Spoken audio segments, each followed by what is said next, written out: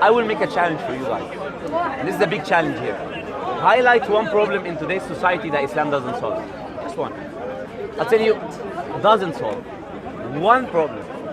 Just one. So I want you to imagine Bill Gates, the owner of Amazon, just these two people, every year give it 2.5%. You will have no one. Why are the children starving? Because we're not applying Islam. Thank you.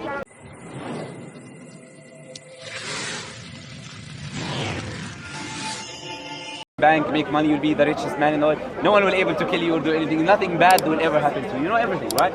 You know the future. Prophet Muhammad made claims and predictions about the future. For example, he said there will come a time where the Bedouin, barefoot Arab men will be competing in tall buildings. Where's the tallest building in the world today? Burj Khalifa in Dubai. You know who's competing with them? Saudi Arabia. So you have two Bedouin Arabs competing in the tallest building in the world, and a man made a statement that these Bedouin Arabs will be competing in tall buildings 1500 years ago. 1500 years ago he made this claim. Prophet Muhammad actually spoke about the countries that will become Muslim by name. He said that Islam will spread to Egypt, Islam will spread to Syria, Islam will spread to Jordan, Islam will spread to Pakistan, Islam will spread to India, Islam will spread to India, Islam will spread to Constantinople, Turkey, present-day Turkey, your country, you know. So he already speaks about you, you know. He said Islam will spread to East and West. But you know what's surprising in this claim? That when he was making this claim, he had 30 followers. Okay? These 30 followers were being prosecuted by the other worshippers. And he's telling them, look, you're going to conquer this land and this land and that land. An atheist historian, he said, this is paramount to some Eskimos in the Eskimo, you know? And then saying, we're going to conquer USA and Russia. Is it possible? 30 Eskimos with a leader Eskimo doing like overcoming USA and Russia. It's impossible, right? Prophet Muhammad, he said, he will overcome Roman and Persian Empire. The two biggest empires, to these 30 followers being prosecuted, being spit at, being whatever it is, he's telling them that. And today it's a factual reality. He even named the name of the Persian and Roman king that will die and will be the last Roman and Persian king. Prophet Muhammad said, near the end of days, time will come close. A year will feel like a month will feel like a week will feel like a day, and a day will feel like an hour. The hour will be like a burning leaf, you burn it. Do you feel this reality today? Do you feel time anymore? You just pick up technology, any technological device, you don't feel time. But not only that, in travel distance as well. You used to take 2 months to get to a different country. Today, 2 hours, you're there. So he's talking about this 1500 years ago. Prophet Muhammad made these predictions 1500 years ago. But what's interesting, which I want to highlight here, is the paradoxical predictions of the future. If you're lucky guessing, will you say two things against each other will happen? This thing and this thing against it will happen at one time. It's a paradoxical prediction, but Prophet Muhammad made that. He said that pen will prevail, writing will prevail, widespread. As we say today, you just pick up your phone, you have all the books in the world, you know? But not only that, he said that ignorance will spread. Back at that time when they were writing, right? When they used to write, they used to hold writings in value. So they used to actually be educated if they're writing something. Today we have tons of books, that's why we don't care. He said that writing and ignorance will spread. It's a paradoxical prediction. You understand? But not only that, he said that nations will gather upon you and they will prosecute you. Do we see that today? China, Rohingya, Syria, Iraq. But a companion asked him a smart question. He told him, it's an obvious question. He told him, will we be few in number? Will we be few in number? Because if you're being prosecuted, you're a minority, obviously, right? He said, no, you'll be like the sea. But you love this life and you hate the afterlife. So you don't want to bother them with the life. If you can. Sorry. But he said, this is a paradoxical prediction. Do you know why? Because he said that you will be a majority but being prosecuted. As a majority, you're not prosecuted, right? You prosecute the minority. But it's a paradoxical prediction. He said that Islam will spread to every house. But he said that immorality will spread. People will be mating like dogs in the street. It's a fact, you know? But I want you to look at this. Why is this a paradoxical prediction? Islam teaches morality. If it spreads, there should be morality, not people mating like dogs in the street, obviously, you know? He made these paradoxical predictions. All of that I'm talking about 1500 years ago. Today, you're just hearing things happening today. This is 1500 years ago. He said that usury and interest, will widespread, that even if you try to avoid it, it will still hit you. The dust of it will hit you. So you will use money that has been through interest, whether you use it or not. You will use a money that someone had done interest with somewhere. all the banks in the world, almost all of them are interest-based banks. But at his time, they were using gold and silver. So there was no concept of this kind of majority of interest. How would he know this kind of things? Is it possible for him to know this kind of things without a divine intervention? But you know what I'm giving you is this bit of what he said, literally this bit. The Quran also is a book that talks about things that we're still learning today. So the Quran correlates with every science of every day and age. So it's always correlating with science. Science changes every day, and Quran is always correlating with that change. So what we understood is in the past, the Quran correlates with it. What we understand now, the Quran correlates with it. What we understand in the future, the Quran will correlate with it. You understand? So today we have an understanding that the universe is expanding. The Quran mentions that we have built this heavens with power and we're expanding. Why are we expanding? This universe that is being... Do you know how... We just learned this kind of thing, you know? Well, not only that, the Quran mentions facts like the earth being round, like when two seas meet, there is a barrier between them, they don't mix, there is different density, salinity. The Quran speaks about embryology. Embryologist development in your mother's womb. There is no telescope, microscope, there is no equipment. Can he know that? Is it possible? Specific description. A scientist by the name of Keith Moore, he's a Christian scientist, he said this book has to be from God. I'm an embryologist, I'm a Christian. No one can know this information. I just have a microscope I can see now. But at that time, how would you know? The Quran mentions that the mountains are pigs. So a pig, when you have a tent, is the biggest part is down, the small part is up, right? The only reason you know these kind of things is because we have X-ray vision. We can see tectonic plates today colliding with each other. A big part is up, the biggest part of the mountain is actually down. So how will Prophet Muhammad, without any equipment, without X-ray vision, know these kind of things? It has to be divine intervention. We believe the Quran is verbatim the words of Allah subhanahu wa ta'ala, verbatim the words of the Creator. Do you guys think it's possible for him to know all of these kind of things without divine intervention? Is it possible, humanly? So when we as Muslims, we don't only look, what I did here in this discussion, that show you that how these religions are not illogical. And Islam is logical, but not only that. I didn't tell you except Islam because Islam is the logical religion. That's not enough. I had to give you evidence that it's actually coming from higher, which is what I provided to you. So why would any person reject that? If you have an afterlife of eternally blessing heaven, you have all this evidence that this is true, why would you reject it? You know? Do you guys like to become Muslims? Do you know how you become a Muslim? Do you know how you become a Muslim? Do you know how you become a Muslim? I surrender to the will of Allah. How do you do it? There is no baptism, by the way. There is no water. How do you do it? It's just two statements that you believe. Based on what I told you, do you believe that Allah is one God, right? God is one, Allah. You believe that Prophet Muhammad is a prophet, based on what I told you, right? That makes you a Muslim. A person who says, I bear witness that there is no God except Allah, Prophet Muhammad is a prophet of God, is a Muslim. The last prophet. Then, yes, prophet of God and the last prophet.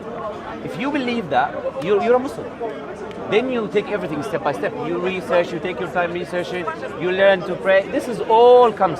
If you have things that Islam tells you not to do, you take your time leaving it. I have a friend who's spent 7 months drinking alcohol, he's Irish, until he stopped. You know, because he couldn't, right? He became a Muslim, 7 months he kept drinking alcohol. No one told you straight away, start praying 5 times a day. No. But when you do these statements, you give the rights of God to him. You don't ascribe with him any partners, you give him his rights, you understand? So you don't say, I will deny you for creating me, giving me everything that I have, you know, that I had no intervention in. All these blessings that we have, this breathing that we have, this heartbeat, 1,000 heartbeats on a daily average. You have to thank him at least 1,000 times for that. But this is only the heartbeat. Imagine everything, you know? So when you make this statement, you give him his rights. What will stop you from doing that? And this statement will take you to paradise.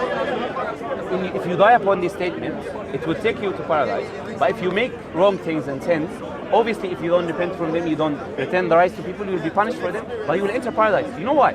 Because you did not ascribe partners to God. You did not give his rights of creating you and all blessings to someone else, to a cow, for example, or to no one, you know? You gave him his rights. And in this paradise that we talk about, you have anything you want. The Quran says, لَهُمْ مَا يَشَاءُونَ فِيهَا, whatever they want, anything you think about is there. You know? What will stop you from not accepting something like this? I know, probably putting you on the spot. But still, if the truth comes to you, Why would you reject it? If I know your jacket is black, I'll say your jacket is black. How do we know it's the truth though, man? I give you evidence. So I'm not just telling you this is the truth. Said the truth. No, I'm giving you evidence. That actually, it's impossible for anyone to know these kind of things, except if he has divine intervention. So that's why we're Muslims today. The reason we're Muslims is because we have evidence that Islam is the truth. You don't just come and say, my friend, Jesus died for your sins, he loves you, believe. It doesn't work this way. She knows that she's from a Christian, man. You know? She knows what I'm talking about, you know? This is what happens, right? This is what happens. That's why people have a disattachment of religion as well. Because I'm not saying I'm Christian. I know you're from a background, you're not Christian. I'm telling you other people, they have that. Because they had this experience. I had a guy cursing Christianity at least 100 times in our conversation. Every time he says, I don't want to talk to you about Christianity, because of his experience. Obviously, this is not all Christianity, this is not all Christians. But this is why they come to you, tell you Jesus died for your sins, Jesus died. You know why? Because he cannot show you Jesus today healing the sick and the blind, right? Or raising the dead. We believe in him as a prophet. His miracles were empirical for his people. Makes sense, right? But today we have an evidence of Prophet Muhammad, who also glorifies him, accepts him as a major prophet of Islam. Mary has a whole chapter about her in the Quran. We accept it. But what would stop any person from accepting that? You guys just say two statements with me, you become Muslims, that's it, you know? Then you go home happy, I go home happy as well, you know? Why do you think that? I'm happy as right now living my life. I don't really need a religion to... So I agree with you completely, 100%. I'll ask her what you think. You want to become Muslim? No. Okay. I don't want to become anything. Okay. So you're happy as him? Yes. As long as I'm living a happy life, I don't think... 100%. So I'll ask you both of you a question. So if you both of you say you're living your life, right? When are you going to die? What day? Which day both of you are going to die? If you don't know, and this is a fact as I gave you evidence for, and you're going to die, you meet your creator. Are you ready for that? I don't know there's a creator. Sorry? How do you know there's going to be a creator on that? Based on what I give you. So I'll give you an example. If I make a 20 prediction, a 20 specific prediction that is going to occur tomorrow, right? And then you see tomorrow, all of them occurred. And then I make a prediction of 2 years later. You will believe me even it's still not 2 years later. Prophet Muhammad, when he made predictions about things to pass, we saw them occur, so we believed him. So when he made a prediction about an afterlife, we believe him because we already saw these kind of things happen. You understand what I'm saying? So based on the evidence that Prophet Muhammad is a prophet, we know that there's an afterlife. Based on that, he could not have been otherwise than a prophet. He has to be a prophet. There has to be an afterlife. The Quran says every day Allah shows you a sign of afterlife. Every day you see it. When you go to sleep, you know you have a brain stem. It's responsible for consciousness. When you go to sleep, right, your brain stem becomes inactive. You're dead from the scientific understanding. You're dead. But you still see dreams, you experience reality, you hear things, you remember things when you wake up. So that's to you a sign of afterlife. Your brain stem is inactive, but you're experiencing things. Every day you do that. Every day you do that. Sleeping. But how do you know you'll wake up? How do you know some people sleep, they don't wake up, right? Their brain stem does not depolarize. They just stops and they sleep, they die. So the Quran says he's the one who returns your souls back to you. So he takes it by the night, he returns it back to you. So this shows us here that this Quran is not just making statements, it's giving you evidence. But obviously the Quran says something which is very important. It says there is no compulsion in acceptance of faith. So what we do here is called Dawah. Dawah, it means conveying the message of Islam. The only thing I'm going to gain from you guys here becoming a Muslim is what? Nothing in this life. I'm not going to gain anything, you know? So why am I trying to make you become Muslim or tell you to become Muslim? Because it's good for you guys. I'm going to gain something in the afterlife because I know that there's an afterlife. Because if I don't believe that there's an afterlife, will I be here giving you this? If I don't have an evidence that the afterlife exists, will I be here trying to gain something in there that doesn't exist already, you know? I'll be in a club or somewhere, you know? You know? So, yeah. You know, he said, basically, me, when I read the Quran, it mentions that afterlife, it would be paradise and hellfire. In the hellfire, everyone would be skin burned. Allah, what will happen? He will renew the skin. scientifically, why is the reason the skin needs to be renewed? Scientifically, why the skin is quite important in hellfire to be renewed. Are you familiar with the pain receptor? Have you heard of the pain receptor? Basically, the skin, if I give you an example, if someone is burned at first degree, basically, scientifically, he will feel the pain. Second degree, does he feel the pain? Third degree, does he feel the pain? Why? Because all the skin Pain receptors are burned. Even the pain, the cells in the tissue nerve linked to the brain is burned completely, so you can put you will not feel the pain again. I'll give you an example. When a person cannot feel his legs, right? He's on a wheelchair. Even if you hit him on his leg, he doesn't feel pain, right? Because there is no connection between his brain and his legs, basically. So even if you hit him on his leg, he will not feel any pain, because the pain receptors are not there. You understand what I'm trying to say? So, to both of you guys, let me ask you a question. What would make you not follow Islam? Even because it's a reality, not because it's you're happy living your life today. You can be happy living your life today, but know that there is a reality afterward. What would make you not say two statements that will enter you into a fold of Islam, into giving the Creator's right to Him? What is the reason stopping you guys from doing that? I don't think there should be a set of rules to tell you how to live your life in order to go to an afterlife. To be accepted Sure. by All right. Let's agree with that. Let's agree with that. Okay, Let's Allah agree gave with you free will, that. right? Let's try to have this premise. There is no rules, right? Even though you're following rules There'll of be men, mayhem around it, even yeah. you have laws of men that you follow today. But let's say there is no rules. Why is killing bad? He was born knowing right and wrong. He was born knowing that. So if I kill you, it's fine. No, it's bad. Why? If there is no one that says morality, objective morality, there is no right and wrong. But It's just opinion. I've never read a scripture in my life. I'm born knowing right from wrong. I don't need scripture to tell me any difference. I haven't read scripture in my life. So You don't have to. You don't have to.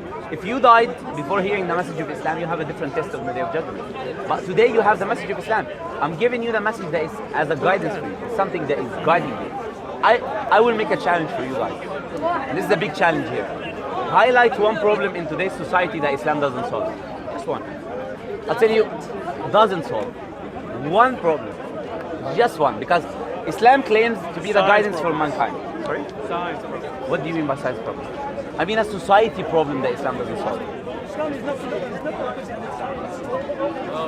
No, he misunderstood. He misunderstood my. You misunderstood the question. Repeat the question. Can I repeat the question for you? I'll repeat the question. This is society. We have a lot of problems in society, right? I want one problem in society that Islam doesn't solve. Doesn't have a methodology of solving. Doesn't have a methodology of solving it already. If we apply, we solve. One thing. Politics. 100%. We all unite under one leader in Islam. This leader is chosen by who? The people who are experts in every field. Expert in science, expert in every field. In medicine, in religion, in everything. These people gather and they choose a certain leader who... In an Islamic state, Okay, yes. cool. What about... But here we're living in a non-Islamic state, so it can be a non-Muslim leader. But Islam solves, it gives you a system to solve that. Which is basically uniting under one leader. There is no politics there. Another thing. What about Turkey? Turkey, 99.9% Muslim, right?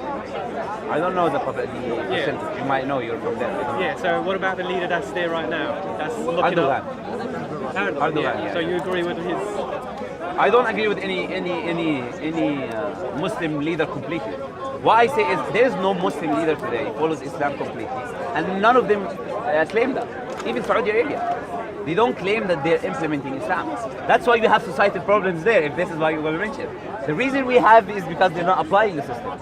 But I'm going to give you now the evidence in any problem you give me that there is a solution for it. Let me highlight some problems, right?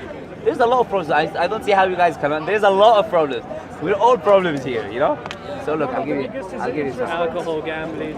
Thank you. Islam says no point of alcohol is allowed. Thank you. Gambling is not permissible in Islam. You cannot gamble. More problems, please. 100% you cannot kill innocent people in Islam. 100%. Done. Homosexuality. Homosexuality. 100%. This is the point of what we're talking about here. Of God saying, setting what's right and what's wrong. Right? God sets what's right and what's wrong. Whether homosexuality is right or homosexuality is wrong. But I'm talking about societal problem, not individuals. So I'll give you some examples. Poverty is a big problem in the society. Now I'm highlighting serious problems, right? Poverty, you have racism, right? These are big problems in society that we have today. But Islam solves all of them. Interest and usury. Interest and usury, Islam solves all of them. I'll give you the example. Poverty in the world, right? Islam has 5 pillars, right? One of the 5 pillars of Islam is zakat. Zakat is a 2.5% that you give every year from your wealth if you're a wealthy person. So I want you to imagine Bill Gates, the owner of Amazon, just these 2 people, every year giving 2.5%. You will have no one. Why are the children starving? Because we're not applying Islam. Thank you. Now this is what I'm saying, you know. Africa. I'll ask you a question. If we're applying Islam in Africa, and we're given, the poorest continent in the world. And they're still if we're starving. applying, we try to send them. Most of them are Muslims. We try to send them help. We make water places for them so they can drink, etc. But what I'm Still saying, starving. yes, 100%. Do you know why? Because we're not applying Islam. Not Muslims only, but non-Muslims as well. So if there is no people who are taking all the wealth, they will not be poverty. In one of the Islamic states, actually, I'll give you historical fact. In one of the Islamic states, at the Umar ibn Abdul Aziz time, this is his name. His name is Umar ibn Abdul Aziz. At his time, he used to go to the person on the street, the poor person, give him money. He said, "You're late. Someone came give me money. I don't need any more money." I want you to imagine a world like this. Why? Because Islam was being implemented. People were doing the zakat. Every wealthy person was given. So you will never have poverty in the world. And a white, an Arab, and an Arab, we're all equals in the eyes of God. The only one better is towards being pious, more pious towards the Creator. This is how you become better.